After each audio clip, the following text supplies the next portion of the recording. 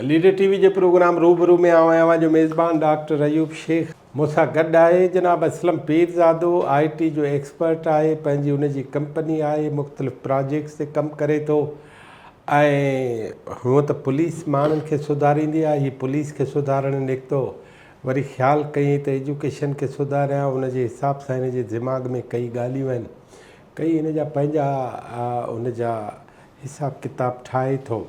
बहरहाल हुन जूं नियाणियूं परॾे में पढ़नि थियूं ऐं तव्हांखे हिकिड़ी प्रिया पीरज़ादो यादि हूंदी, उहा असां हिते लीडर टीवी ते हुनजो इंटरव्यू कयो, तमामु फस्ट क्लास छोकिरी आहे, हींअर हुनखे UK में नौकिरी आहे, उते कमु वेठी करे, शुक्र आहे ख़ुशि हुजे।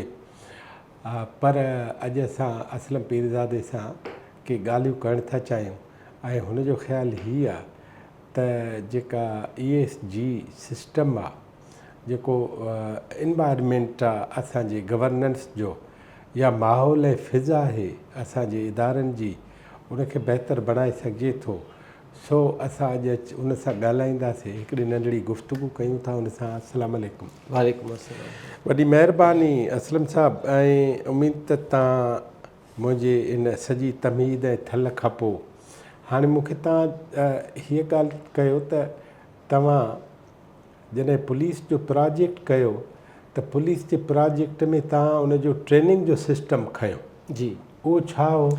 असल में एडी ख्वाजा साहब हिकिड़ो प्रोजेक्ट इनिशिएट कयो त जेके बि ट्रेनिंग सेंटर्स आहिनि उन सभिनी में माण्हू जेके रिक्रूटर आहिनि उहे प्रेज़ेंट कोन हूंदा आहिनि, उन्हनि जी ड्रिलिंग, उन्हनि जी ट्रेनिंग, उन्हनि जी सिख्या, माना जेके नवां भर्ती था थियनि उन्हनि खे उहो ट्रेनिंग ॾींदा आहिनि। बिल्कुलु, हा। पोइ उहे जॾहिं सेंटरनि ते अचनि था त उतां स्लिप थी था वञनि, पोइ उहो वीज़ा जो कल्चर जेको वीज़ा छा आहे? वीज़ा माना त कुझु सऊदी जो वीज़ा आहे, दुबई जो ॾेई करे ऐं उनखां पोइ जेको आहे सो कंहिंखे था ॾियनि? उते जेका एडमिनिस्ट्रेशन आहे सेंटर जी, हा, उनखे ख़र्ची पाणी ॾेई करे पोइ उहे हलिया वञनि था। उन्हनि जी जेका आहे सा ट्रेनिंग बि कोन थी थिए, प्लस जेको लीकेजिस आहिनि उहे बि पंहिंजी जॻह ते जारी आहिनि, ऐं ट्रेनिंग बि न थी, उनखां बची ॿाहिरि बि वियो। बिल्कुलु। पोइ ॿाहिरि उहो पुलिस वारो करे छा थो? ॿाहिरि इहा जांच कयो? हा, कंहिं न कंहिं थाननि ते अटैच कराए पंहिंजो पाण रोडनि ते बीहंदा आहिनि, किथे का हाउसिस ते जॉब लॻाईंदा आहिनि, या ॿी जेका ज़माने जी गिरी थींदी आहे उहो धंधो कंदा आहिनि। ज़माने गिरी हा, या वरी असरगिरी? ॿई। हा। पोइ उन्हनि में जेको आहे सो उन्हनि जो चवणु इहो त असांखे क्वालिटी ऑफ पुलिसिंग इम्प्रूव करण लाइ ट्रेनिंग ज़रूरी आहे, तंहिंजे करे हिते माण्हुनि जो हुजणु सेंटरनि ते ज़रूरी आहे, त जीअं बाक़ाइदा उन्हनि जी क्लासिंग थिए, ड्रिलिंग थिए, ट्रेनिंग थिए। घणा सेंटर आहिनि सिंध में? 13 सेंटर आहिनि टोटल ट्रेनिंग जा। मूं त हिकिड़ो सईदाबाद वारो ॿुधो आहे, ॿियो रज़ाकाबाद, टियों सागड़ वारो।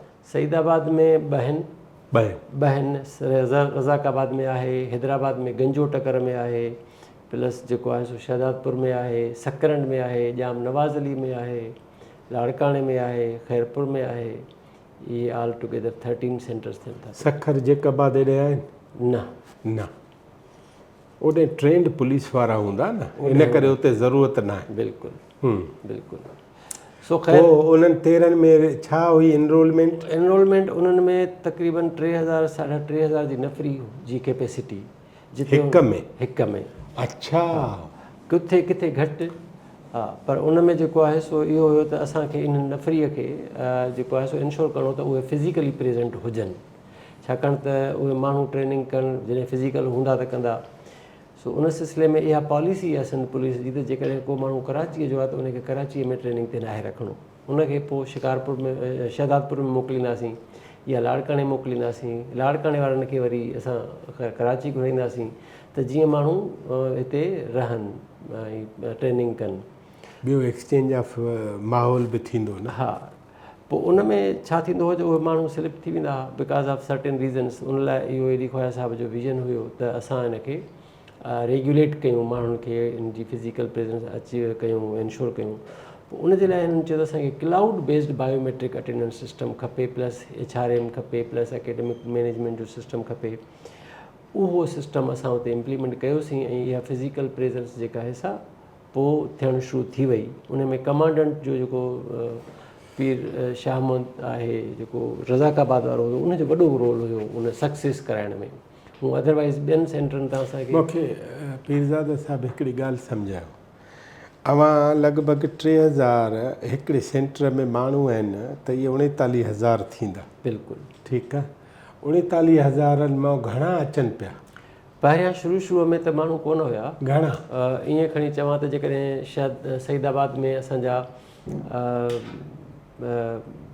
4,000 जी नफ़री जी गुंजाइश आहे त उते असांखे 1,200 जे क़रीब क़रीब मिलिया। अच्छा, ठीकु आहे। अहिड़े हिसाब सां असांखे रज़ाकाबाद में नंबर इक्वली जेको आहे सो मतिलबु डिपेंड कंदो हो त कमांडेंट साहिबु केरु आहे, उनजी रेट जे हिसाब सां माण्हुनि जी प्रेज़ेंस हूंदी हुई। जेकॾहिं कमांडेंट साहिबु थोरो स्ट्रॉन्ग आहे त उहा नफ़री बिल्कुलु हूंदी हुई, जेकॾहिं न त उहा अदरवाइज़ बिलो 1000। मां हैदराबाद सेंटर जी तव्हांखे ॿुधायां गंजो टकर जी, त उते सिर्फ़ु जेको आहे सो 2,500 खनि जी नफ़री जेको आहे सो हुई, पर 150 खनि माण्हू हुया हुते। माशाअल्लाह 150 हूंदा? हा हा। अच्छा, उनजे करे पोइ इहो जॾहिं थियो ऐं वॾी ॻाल्हि इहा आहे 2,500 में 150 त इहे 10% बि न थिया। हाणे इहो रीज़न हुयो, इहा ई पेन पॉइंट हुई, तंहिंखे एड्रेस करण जे लाइ हिननि ऑटोमेशन जो सिस्टम इंट्रोड्यूस कयो त जीअं हिनखे एड्रेस कयूं, उहो एड्रेस थियो।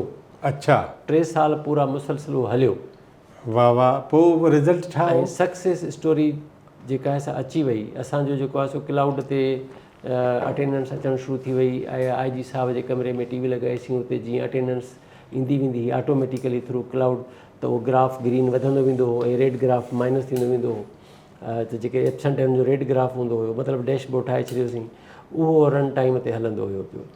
ऐं असांखे जेके चैलेंजिस उते आया इंफ्रास्ट्रक्चर जा, जीअं हाणे गंजो टकर आहे, उते त इंटरनेट जी कनेक्शन कोन्हे, को बूस्टर टावर भरिसां कोन्हे, त असां पहाड़ जे चोटीअ ते हिकिड़ो लॻायोसीं लकिड़ो, ऐं उन में असां एंटीना लॻाए करे उनखे तारुनि खे छिके करे मिड़ई कमु हलायोसीं। अहिड़े तरीक़े सां सकरंड में बि कोन हुयो, उते दरिया जे बिल्कुलु किनारे में अंदरि आहे, त उते बि असां ईअं कयोसीं। या जेके हलंदो पियो त 24 कलाकनि में 2 कलाक टावर ऑन थींदो ज़ोंग जो, पोइ उहो जेको आहे सो बिजली न हूंदी लोड शेडिंग जे करे, पोइ असां उन में इहो सिस्टम करे छॾियोसीं, जीअं ई 2 कलाक लाइट अचे त तीअं ऑटोमेटिकली उते लोकल सर्वर हुजे उहो पुश करे छॾे डेटा खे, त उहो थियणु शुरू थी वियो। त इन जी सक्सेस हिकिड़ी स्टोरी थी। पर पोइ 3 सालनि खां पोइ वरी उहा उन्हनि जेको आहे सो आई डोंट नो वाए उन्हनि जेको आहे सो मे बी सम रीज़न्स, उन्हनि जे वजह सां उन्हनि खे स्टॉप डाउन करे छॾियो। मां पोइ हाणे तव्हांखे का ख़बर आहे? न, मां हुनजो पोइ फॉलोअप न कयो। हा, अच्छा, न कोई हुन मूंसां राब्तो कयो। असां हुनखे हैंड ओवर करे छॾियो होसीं। इहो बि थी सघे थो त उहो सस्टेन थी वियो हुजे? न, इहा मूंखे अपडेट्स आहे त उहो सस्टेन न थी सघे। अच्छा, हा, उन्हनि जेको आहे सो पंहिंजी ओनरशिप न वरिती। हाणे उन जा कहिड़ा रीज़न्स आहिनि उहे त पोइ हाणे पुलिस डिपार्टमेंट खां पुछी सघनि था, पर चवंदा मेंशन कंदा त असां त हलायूं था वेठा। ईअं चवंदा? बिल्कुलु। अच्छा, को बि डिपार्टमेंट जिते बि मतिलबु हुनजो बिल वठंदा हुजनि ज़िलनि वारा? I don't know. हलाईंदा त पैसो त ख़र्चु ईंदो। इहा तव्हांजो सिस्टम हो त तव्हांखे बि त पैसा ॾींदा हूंदा? असांखे त पैसा हुन ॾेई छॾिया जेके न ॾींदा हूंदा न, जॾहिं बि तव्हां। हाणे उहो मेंटेनेंस जो कॉन्ट्रेक्ट हुन पोइ कोन कयो। 3 सालनि जो प्रोजेक्ट हुयो असांजो, असां 3 सालनि में करे छॾियोसीं, बल्कि 2 सालनि में करे छॾियोसीं। हुन खां पोइ हैंड ओवर कयोसीं, 1 साल सुपरवाइज़री कराईसीं, उहो त थी वियो हलियो। उन खां पोइ फर्दर हुन सां रिन्यू न कयो, ऐं पोइ हुन चयो असां पंहिंजो पाण हुनखे हलाईंदासीं। पोइ हू पाण केतिरो न, पर तव्हां उन्हनि मां कंहिंखे ट्रेनिंग ॾिनी आहे? असां ट्रेनिंग ॾिनीसीं, ट्रेनिंग जा सर्टिफिकेट ॾिनासीं। माण्हुनि जे लाइ असां SOP एडिशनल IG साहिबु हूंदो हो, दस्ती साहिबु, उन जे सिग्नेचर सां इशू करायोसीं त जेके ट्रेंड माण्हू हूंदा उनखे ट्रांसफ़र न कयो वेंदो, त जीअं उहे जेको आहे पंहिंजी ड्यूटी कंदा रहनि। पर पोइ उहे सभु ट्रांसफ़र थी विया हलिया। उहा ख़बर पइजी वई असांखे त उहे ट्रांसफ़र थी विया आहिनि, माना त ॿियो जेकॾहिं को बि नओं ईंदो त उहो त हाणे ज़ाहिर अल्टीमेटली न हलाईंदो न। अव्हांजे ख़्याल में अव्हां या ॿियो को, तव्हांजी कंपनी या का ॿी कंपनी, पुलिस खे सस्टेनेबल थियण लाइ केतिरो वक़्तु खपे?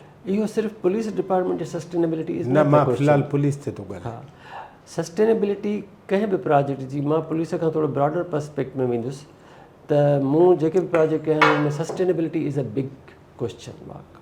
ठीकु आहे न। हिकिड़ो इहो भला तव्हांखे पाकिस्तान सॼे जी स्टडी आहे? सॼे जी। सस्टेनेबिलिटी कहिड़े सूबे में घटि आहे, वधीक आहे, बेकार आहे?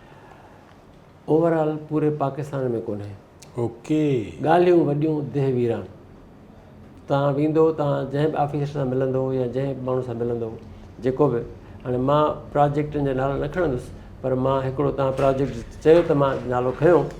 कुझु प्रोजेक्ट अहिड़ा आहिनि जेके इनिशिएट थिया, ख़र्च थिया पैसा, पर पोइ उन्हनि जो इंटेंशन छो हुयो ख़र्च करण जो। मुंहिंजे ख़्याल में असां वटि जेको सभ खां वॾो जेको मूं नोटिस कयो आहे न, उहो इहो आहे त पब्लिक मनीअ खे बिला शक ख़र्च करिणो आहे। जेकॾहिं लैप्स थी वई त मुंहिंजी परफॉर्मेंस बि डाउन थींदी ऑफिसर जी, तंहिंजे करे मां उनखे कंज़्यूम कयां, पोइ खणी उहा प्रोडक्ट हले या न हले, हलायूं या न हलायूं, उन्हनि जो को उन सां कंसर्न कोन्हे, काग़ज़ में कमु थी वेंदो। इहो गवर्नेंस जो वॾो चैलेंज आहे। ऐं ॿी ॻाल्हि इहा त जेकॾहिं को ऑफिसर इनिशिएटिव वठे बि थो न त हीउ मूंखे प्रोजेक्ट हलाइणो आहे, ऐं उन इनिशिएटिव वठण खां पोइ उनजी ट्रांसफ़र थी वई त उहो प्रोजेक्ट उते ख़तमु।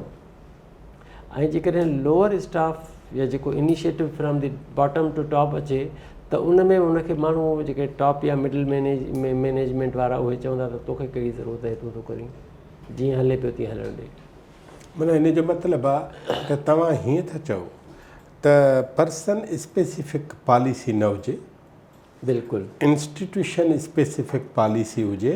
मुंहिंजो हिकिड़ो इन में चेंज आहे ओपिनियन, उहो इहो आहे त असांखे हमेशह को बि प्रोजेक्ट IT जो हुजे या कंहिंजो बि IT जो प्रोजेक्ट स्पेशली, मुंहिंजी स्पेशलिटी इन में आहे इंफॉर्मेशन टेक्नोलॉजी में, ई गवर्नेंस में, कंसल्टेशन में, एजुकेशन में, त मां इन कंक्लूजन ते पहुतो त को बि प्रोजेक्ट तेसि ताईं सस्टेन न करे सघंदो जेसि ताईं तव्हां हुनखे आउटसोर्स न कंदो।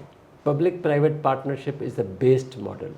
तव्हां प्रोजेक्ट आउटसोर्स कयो, पब्लिक प्राइवेट पार्टनरशिप जे तहत कयो, तव्हां पंहिंजो स्पेस ॾियो ऐं पार्टी खे चओ त उहो जेको आहे सो कमु करे, पोइ रिज़ल्ट मिलंदी। छाकाणि त उन जी रिज़ल्ट ॾियणु उन प्राइवेट पार्टी जी रिस्पॉन्सिबिलिटी हूंदी, गवर्नमेंट वारनि जी न हूंदी। गवर्नमेंट वारनि खे रिज़ल्ट खपे, उन्हनि जी भले भले थींदी जॾहिं उनखे नंबर्स मिलंदा त हू ख़ुशि थींदा ऑफिसर त भई असां जेको एतिरो अचीवमेंट कईसीं, ट्रांसपेरेंसी बि ईंदी ऐं उन में उनजो इंट्रस्ट बि कोन हूंदो। सो इहो हिकिड़ो बेस्ट मेथड आहे under the public private partnership. Public private partnership 3 P's न हुयूं त पोइ सिंध में भलाई कीअं हुई? हाणे सिंध में भलाई एक्चुअली माण्हू असांजा सिंध जा काफ़ी बहितर आहिनि, जेके मुंहिंजे ख़्याल में उन में थोरो घणो ईमान आहे कुझु माण्हुनि में, ठीकु आहे न। अहिड़ा डिसेंट माण्हू पिया आहिनि जेके मूंखे मिलिया आहिनि, उन्हनि जी डिसेंसी, उन्हनि जी इंटीग्रिटी, उन्हनि जो कमिटमेंट, उन्हनि जो जेको आहे सो विज़न ऐं डेडिकेशन, इहा मूं नोटिस कई आहे। उन्हनि जे करे ई काफ़ी सिंध में, असां वटि सिंध में सभा जहिड़ापन आहे अञा। हा, जेकॾहिं असां चऊं त 30% माण्हू अहिड़ा आहिनि जेके ईअं नथा कनि, पर 70%, 60 to 70% माण्हू सभा जा आहिनि। कहिड़े कम जा?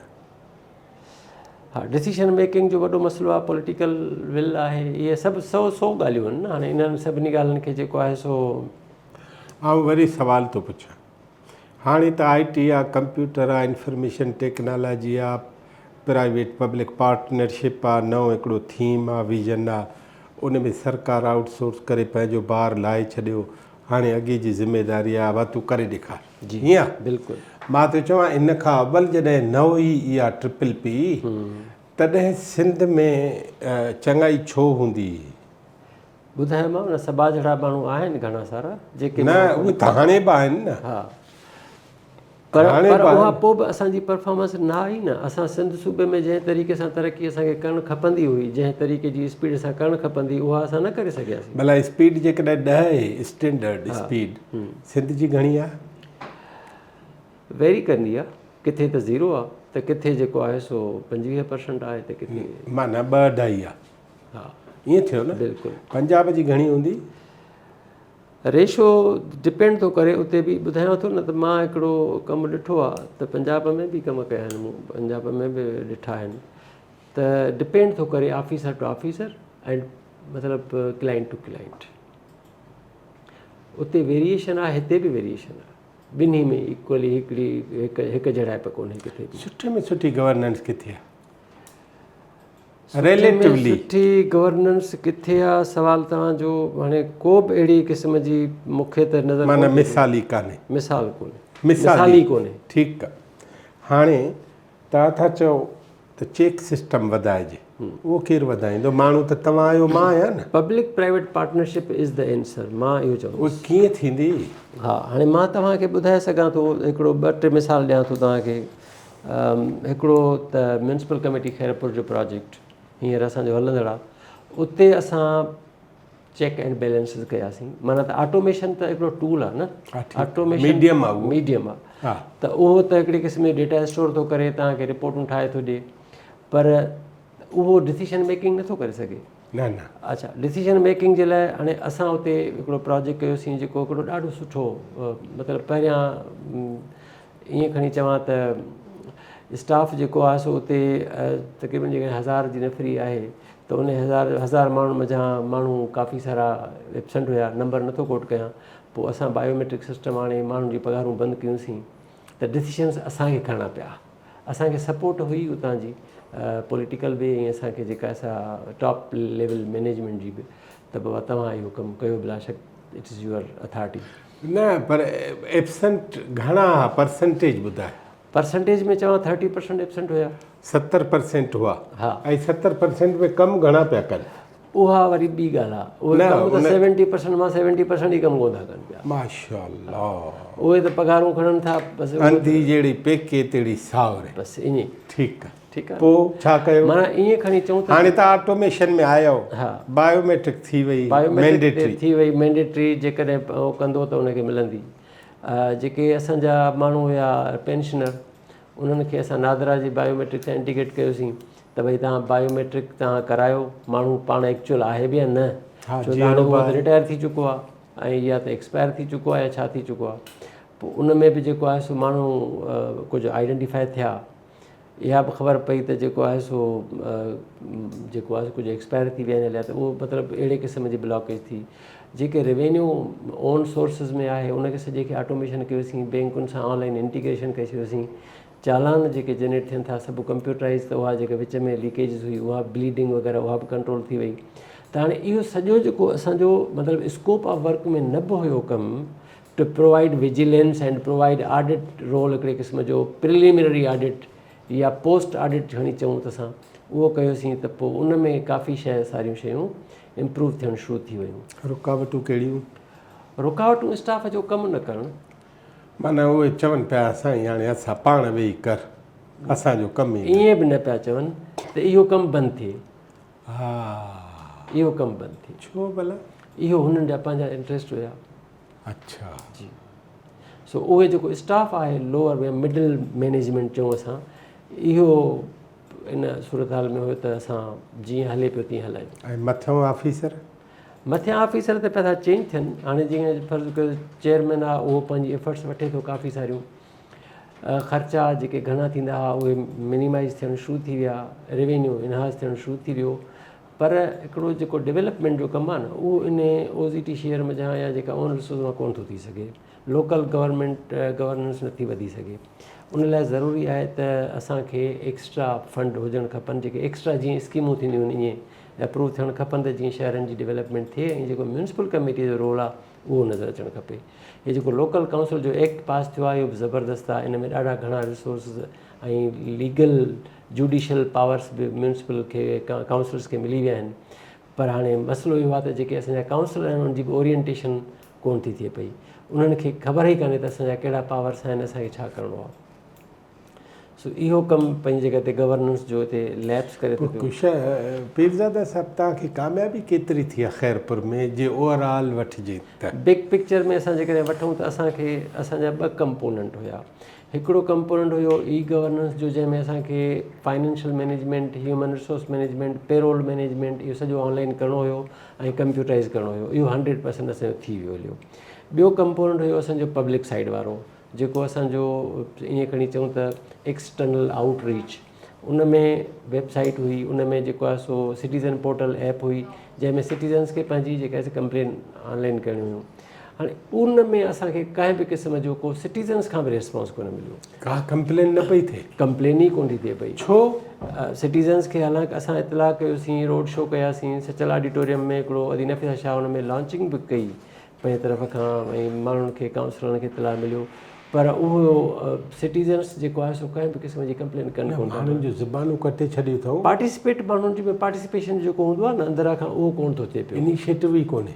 इनिशिएटिव कोन्हे। हाणे 2-3 क़िस्मनि जा माण्हू आहियूं असां पाण में। हिकिड़ा त आहियूं सफ़ा बिल्कुलु पुअर ऑफ द पुअरेस्ट, ठीकु आहे, जंहिं वटि मोबाइल ई कोन्हे, पॉवर्टी लाइन खां हेठि। पावर लाइन खां हेठि, उन्हनि जी त असां ॻाल्हि ई कोन था कयूं। अच्छा, ॿिया उहे माण्हू आहिनि जेके वर्किंग क्लास जा माण्हू आहिनि, थोरा घणा पैसा कमाइनि था, सरकारी नौकरियूं ॿधनि, पर उहे मतिलबु लोअर मिडिल क्लास जो बि लोअर जेको आहे सो स्टाफ, उहे बि कुझु कोन था कनि।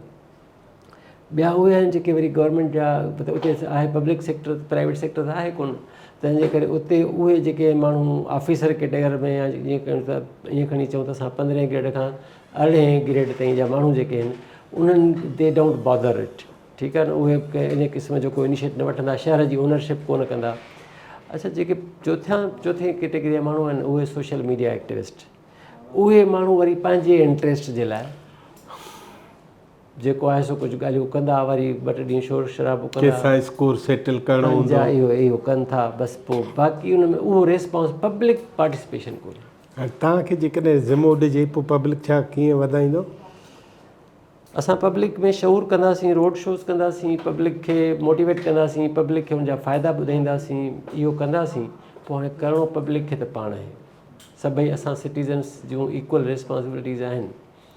मुंहिंजे ख़्याल में अञा माण्हुनि खे असांखे वधीक ईज़ करे ॾियणु खपे। उहो इहो आहे त जेके असांजा जेके कंप्लेंट्स आहिनि, स्टूडेंट्स जेके आहिनि असांजा, उन्हनि खे बि इन्वॉल्व करणु खपे। जेके यूनिवर्सिटीज़ में कॉलेज में उते पढ़नि था पिया, उन्हनि खे बि थोरी ज़रूरत ॾिजनि त जीअं उहे बि थोरो असांखे, छो त यंगर जनरेशन उहा आहे, पढ़ियल लिखियल उहा थी सघे थी, त उहा उन्हनि में चेंज आणण जी ज़रूरत आहे। हाणे इहा की चेंज केरु आणींदो, इहा गवर्नमेंट जी रिस्पॉन्सिबिलिटी आहे। गवर्नमेंट खे इहे शयूं पंहिंजी ज़िमेवारियुनि ते खणणु खपनि। अच्छा, तव्हांजी वॾी महिरबानी। हिकिड़ो इम्पॉर्टेंट मुंहिंजो ख़्यालु आहे त हिन ते पाण आहिस्ते आहिस्ते ॻाल्हाइणु शुरू कयूं, जीअं माण्हू भला ॻाल्हाइणु शुरू कनि, हा, माण्हू ॿुधाइणु शुरू कनि। बिल्कुलु। ऐं एजुकेशन ते हिकिड़ो जेको आहे सो इम्पॉर्टेंट आहे सब्जेक्ट, उन ते नेक्स्ट सिटिंग में सम टाइम जॾहिं टाइम मिलियो त करे वठंदासीं। हा, लीडर टीवी में ही हुआ असांजो IT जो एक्सपर्ट स्पेशलिस्ट जनाब असलम पीरज़ादो साहब। ऐं ॻाल्हि सफ़ा सवली कई अथई, उहा हीअ कई अथई, हिकिड़ा कोन्हनि, ॿिया आहिनि। जेके कोन्हनि उन्हनि खे चऊं था अचो, जेके आहिनि उहे वरी कोन्हनि जहिड़ा आहिनि। सो सिंध में गवर्नेंस जे हवाले सां हिकिड़ो नओं जहान खपे, नओं विलविलो खपे, नई कोशिशि खपे। ऐं साईं जो ख़्यालु आहे त पब्लिक प्राइवेट पार्टनरशिप हिकिड़ो सीरियस विजन आहे। उन में मालिकी बि करणी पवंदी, कमु बि करिणो पवंदो, ऐं यूथ खे इनिशिएट करिणो पवंदो। यूनिवर्सिटी कॉलेजनि ऐं स्कूलनि जा यूथ जेके आहिनि उन्हनि खे इहा सॼी ॻाल्हि सम्झणी पवंदी त हीउ जहान कीअं थो हले ऐं पाकिस्तान कीअं हलायो पियो वञे। लीडर टीवी खे ॾिसण जी वॾी महिरबानी। हिन प्रोग्राम खे, हिननि प्रोग्रामनि खे, असांजे प्रोग्रामनि खे न रुगो बार बार ॾिसो, ॿियनि खे ॾेखारियो, असांजे चैनल खे सब्सक्राइब कयो, ऐं अव्हांखे जेके बि असलम पीरज़ादा मिलनि उन्हनि खे असांजे मंच ते वठी अचो। हुननि वटि के ॿियूं ॻाल्हियूं हूंदियूं, हुननि वटि के ॿिया तसवर ऐं तासर के विजन हूंदा। ऐं मां तव्हांखे जीअं प्रोग्राम जी तमीद में ॿुधायो त कई ज़माना पहिरियां हिन जी न्याणी, पोइ न उहा PhD कई, हाणे उहा UK में नौकरी करे थी प्रेह। उहा प्रेह जेका आहे त फस्ट क्लास असांजी औलाद आहे, ऐं हिन पंहिंजी औलाद खे अॻिते पढ़ाइण में वसा न घटायो आहे।